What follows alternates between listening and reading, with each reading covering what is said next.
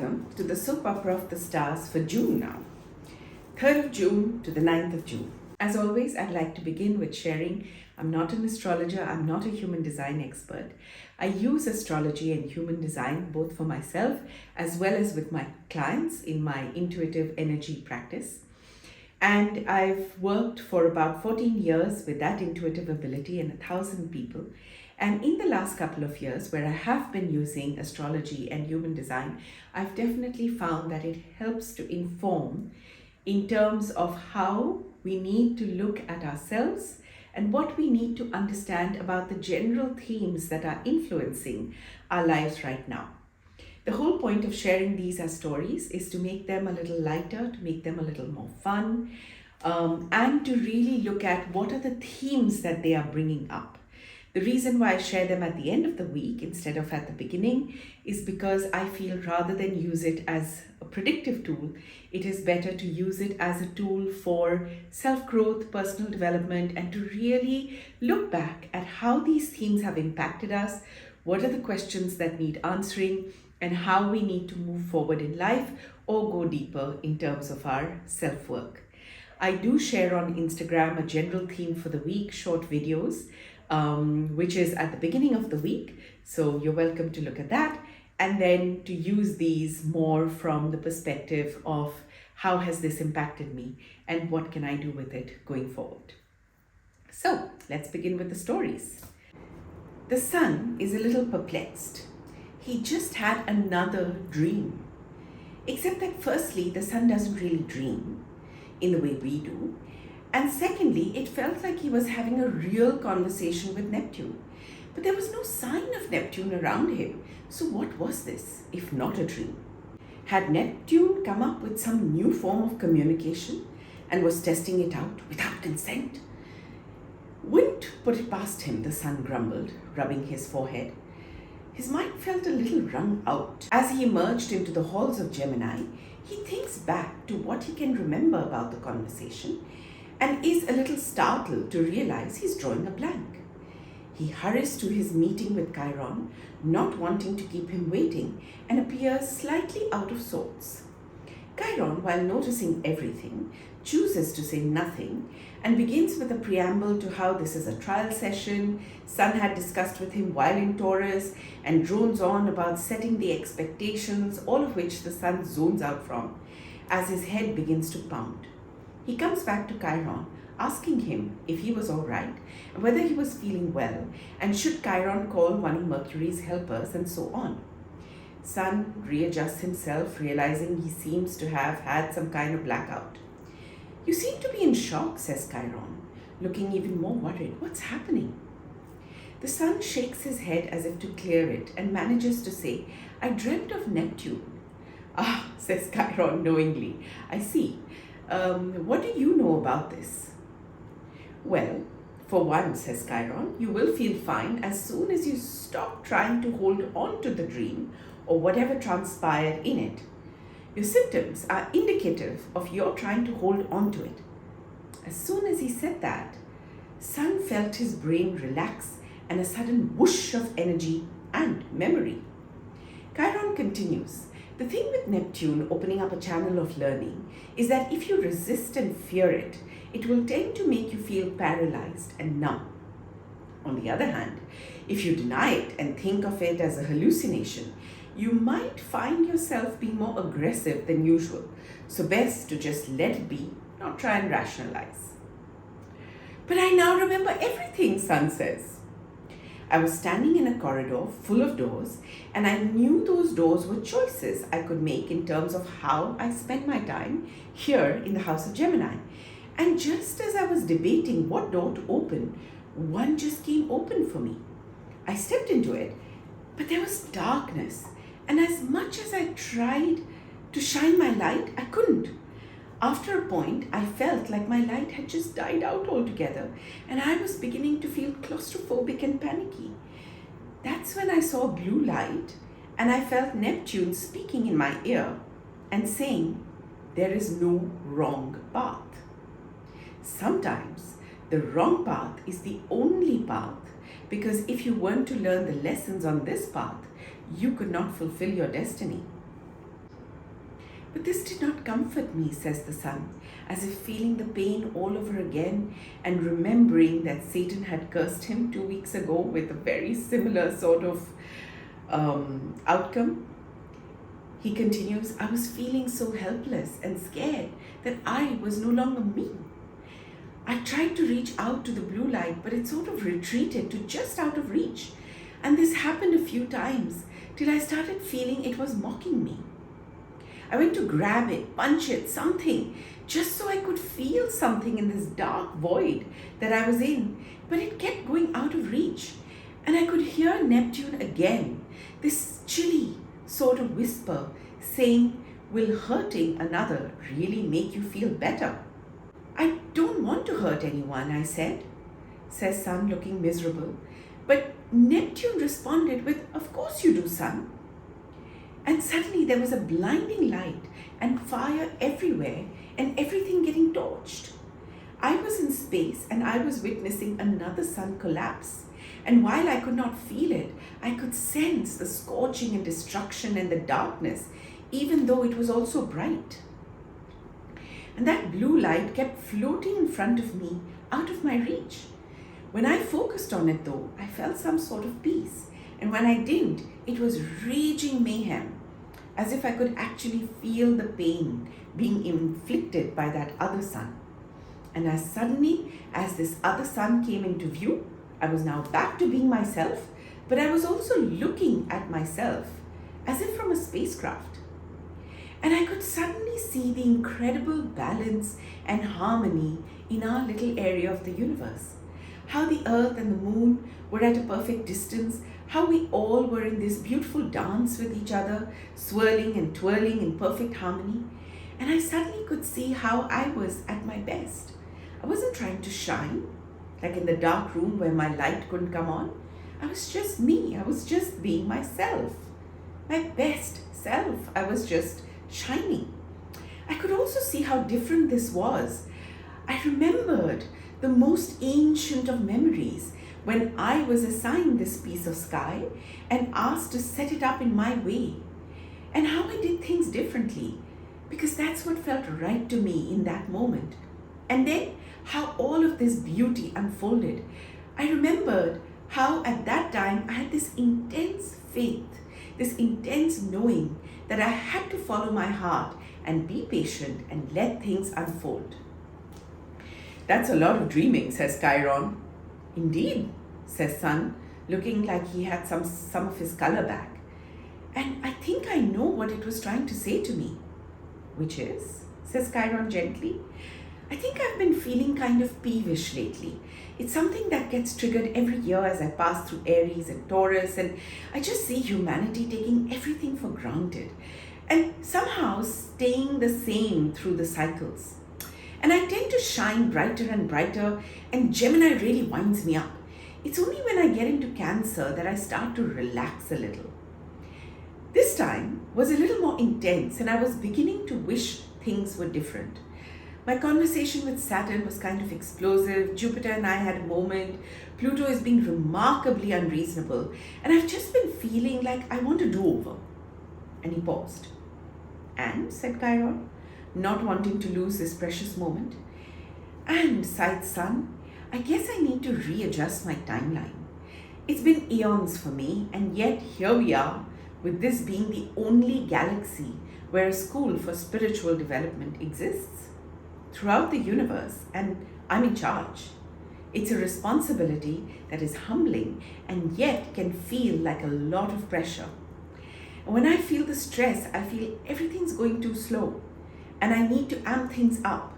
But I realize now that I need to stay balanced and focused.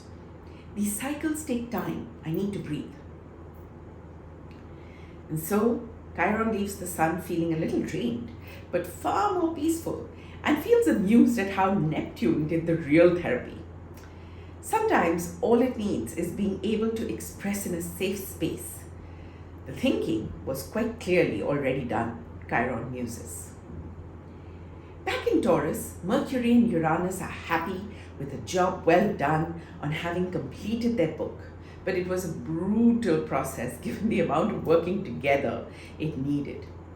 Mercury was strangely nervous, as if they were trying on a new skin and didn't quite know what to do with themselves. Added to that, the excitement of going to Gemini must have addled their brains, in Uranus's opinion, because they took chatty to a whole other level. They were almost always on the next chapter before the one they were working on had ended, and oversharing details of all their thinking during their retreat, all of which was a little too much.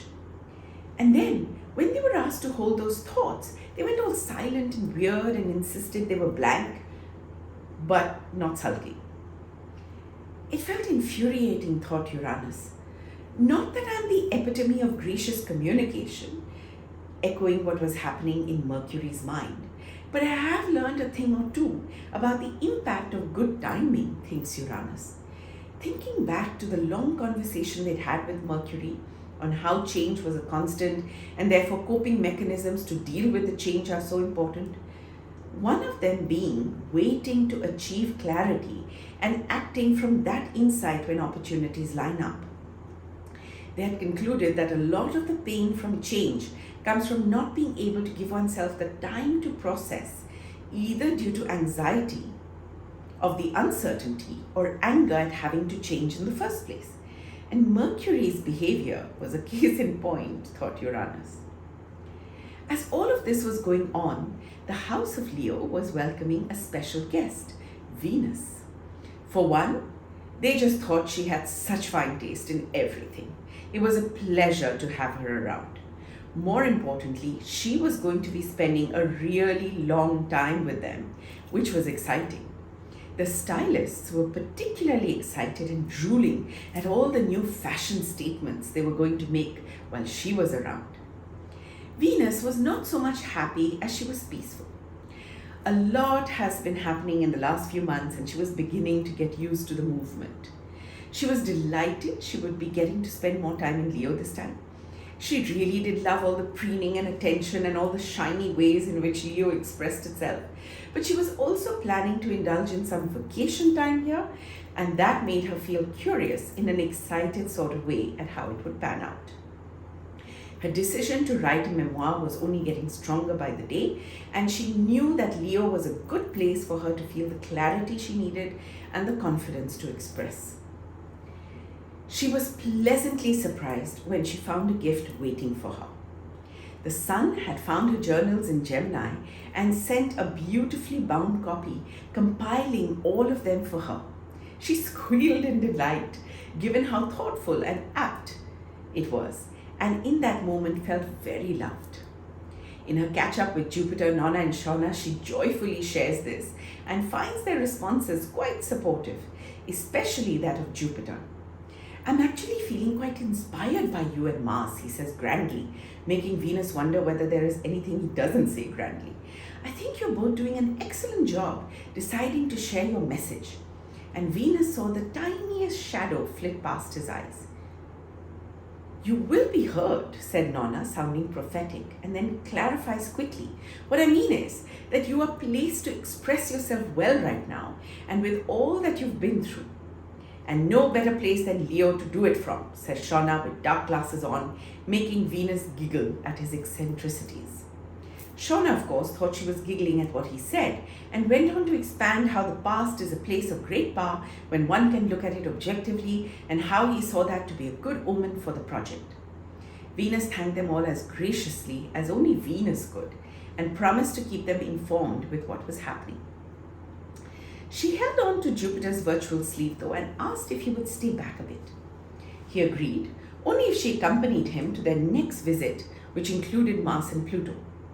Venus agreed a little hesitantly, but figured if she was here with Jupiter, she would be mostly okay. It had been a long time that she and Mars had been dodging each other, and she was both keen to meet him and a little, very uncharacteristically shy. Jupiter smiled at her as if he knew what was on her mind and patted her gently. He motioned for her to sit down and said, let's spend 5 minutes before we get there. Venus nodded, her whole body in appreciation at this. I love being in your house of Taurus, he said, making Venus smile wider. And I see how things have progressed in these last 12 years for all of us. But here, we're speaking to you. The world is changing. With communication across the globe becoming so much easier, there's also quite a bit of polarization. Individuals are expressing themselves more and more, pushing against the patriarchal ways of doing things. Unfortunately, though, many of them are wounded within themselves, and that's creating a bit of a spillover effect. Have you noticed how strange it is that while everyone wants power, so many just want to follow, says Venus? It's as if they want to feel in charge of their lives, but don't want to make choices or decisions that they would be held accountable for. And so they follow others and defend those thought processes to those who don't agree without any originality whatsoever. They're either trying to convince more people to ally with them or look down their noses at people who don't agree. But that's such a shaky foundation. There's no real power here, just an idea of power by association and perhaps temporary popularity. Jupiter nods in agreement. That's what I want to convey, What Nana and you have been talking about, the need to heal yourself first, the need to get clear on what you want first, the need to express the unique perspective on life that you have, which is important. You may be inspired by other points of view, of course, but at the end of the day, influence is only possible when you feel that complete clarity within, and that cannot be a copy. That has to be a unique expression. So saying, she walks with Jupiter into the portal that will take them to the next virtual meeting where Mars, Pluto, and Saturn are chatting. Pluto jumps up at the sight of Venus and gives her a warm hug for their last conversation. She lets Venus know how her words were healing and gave her a lot more strength and that she's definitely feeling surer. She adds to both Venus and Mars that she urges they get a structure in place for what they want to do so that they don't lose anything in the time it will take both of them to complete their respective creative projects. She suggests they discuss it with Saturn, who lets them know he's only too happy to help with them feeling better. And she suggests they get some input from Jupiter, who clears his throat embarrassingly. As the room falls silent, Jupiter's booming voice sounds sheepish as he says he needs to make a confession.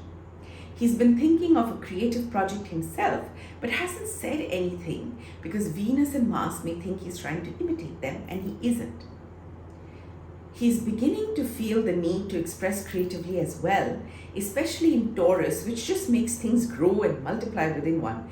But he does also want to take some time off to think through what he could do that would be his unique expression. And so I'm not sure I should be consulting with either of you, given you may see me as competition.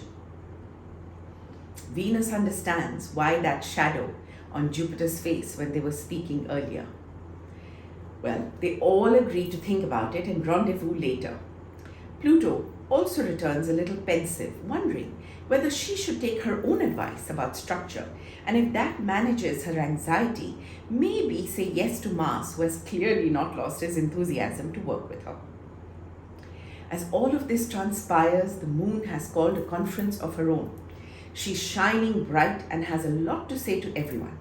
The first to be addressed is, of course, the sun, who she feels must be feeling overwhelmed by all the experiences and all the lessons and all the conversations he's having, including the various dreams. It's great to travel and experience, I do it all the time, but it must be done the way we know best, son, with an innate respect to our rhythms and rituals. If we lose sight of that, we will lose sight of how to be functional, and that would be disastrous, don't you think? I also think you and Saturn need to stop skulking around each other, making both of them squirm a little. I think getting everyone together is a grand idea, Saturn. It just doesn't need to happen right this very hot minute, does it? Moon questions imperiously, the sun marveling at how different her persona is when she's in a dark phase, and also marveling at how Saturn nods in agreement. As we leave these conversations to happen, let's look at what seems to be the running thread through them. 1. How do we balance our desire for experience and adventure with what we need? Our needs being our need to feel nourished by the rhythm and rituals of our life that support and keep us safe, our need to communicate our insights and learnings and wisdom with the collective, our need to spend some alone time and process. We are being called to shine in our own ways and express our uniqueness without falling prey to either a lack of confidence and wanting to hide ourselves, nor a false arrogance that makes us militant in our approach to life. We're asked to find a balance where we use our words in a powerful way for positive impact. And if we first need to heal the trauma within us, then be patient and wait for the right time. Now, if any of this resonates and you would like to work with me on going deeper, please let me know in the comments or write to me on asoneis.pn@gmail.com or DM me in Instagram. My handle is @Pallavi108. I would be happy just to hear your views and opinions as well. Please do like and subscribe to the channel, and please do share this video with others if you find it useful. I would love to be able to empower as many people as possible to release their pain and feel some relief. In the meanwhile, I'm sharing with you all the love and light that I can possibly channel. Thank you.